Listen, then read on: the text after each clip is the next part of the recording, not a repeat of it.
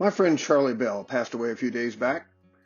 Charlie befriended me a couple of years ago just as I was beginning my journey into knotting on a serious basis. He was gracious, knowledgeable, and highly skilled. Those that follow this channel know that my primary focus is creating Senate frames. When I first saw the precision Charlie achieved in making his frames, his work immediately became the benchmark that I aspire to. I always enjoyed when he would call out of the blue just to check on me and chat for a few minutes. I will truly miss him. The knotting community has lost a treasured member who will not be forgotten. What follows was written by Charlie's close friend Lindsay Philpott in honor of his legacy. How well do you really know, your friends and close colleagues? For 25 years now, I have worked alongside Charlie, eating, relaxing, exchanging stories and opinions, working on a lovely wooden ship, doing the stuff that each of us is privileged to do on a daily or weekly basis.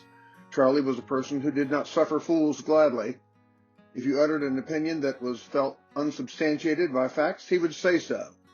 I'm going to call bullshit on that one. It was something that I never wanted to hear him say to me, and something that I did hear him say to anyone, great, small, or somewhere in between, when that unfortunate individual was trying to relate something to him that they believed themselves, yet whose basis in reality was questionable.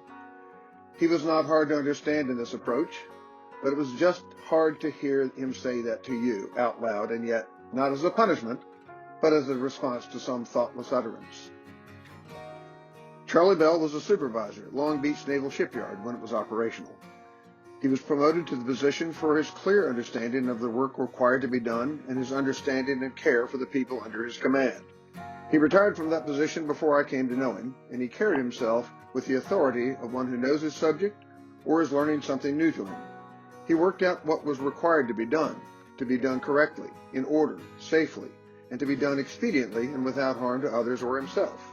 He did not start anything he had not worked out how to finish or complete, and he knew when to stop the work or to call a halt. He was not a workaholic, but he was very thorough, and he understood what he was doing and what he asked others to do.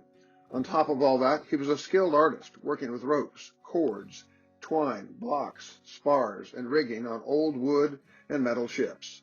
He understood the mechanics and physics of how things operated to their best efficiency, and he understood the materials and finishes of the work he undertook. To work with Charlie was a task that required you be on your toes and fully aware that it was not personal if he did not think it was your best work. He had a delightful sense of humor, not about you or what you did or how you appeared, but about ridiculous and silly things that he would laugh at because he understood the fun. Pilgrim sails were undertaken in all kinds of weather, but in the relatively calm seas off Southern California. Coming into an anchorage required concentration and focus, so that was not a time for lacking attention. Charlie really liked running the casting of the anchor each night and its retrieval the next day.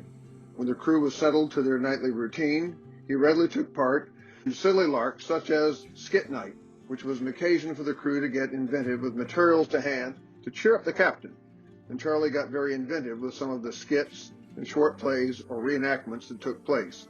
He did not sing, he knew his limitations, but he always enjoyed hearing the crew sing sea shanties.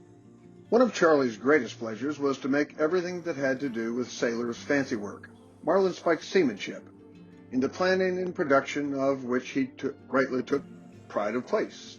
He made everything from McNamara's lace, through small giveaway key fobs, star knots, to picture frames that have few, if any, equal. He was very proud, rightly so, of the frames he made for those he cared about.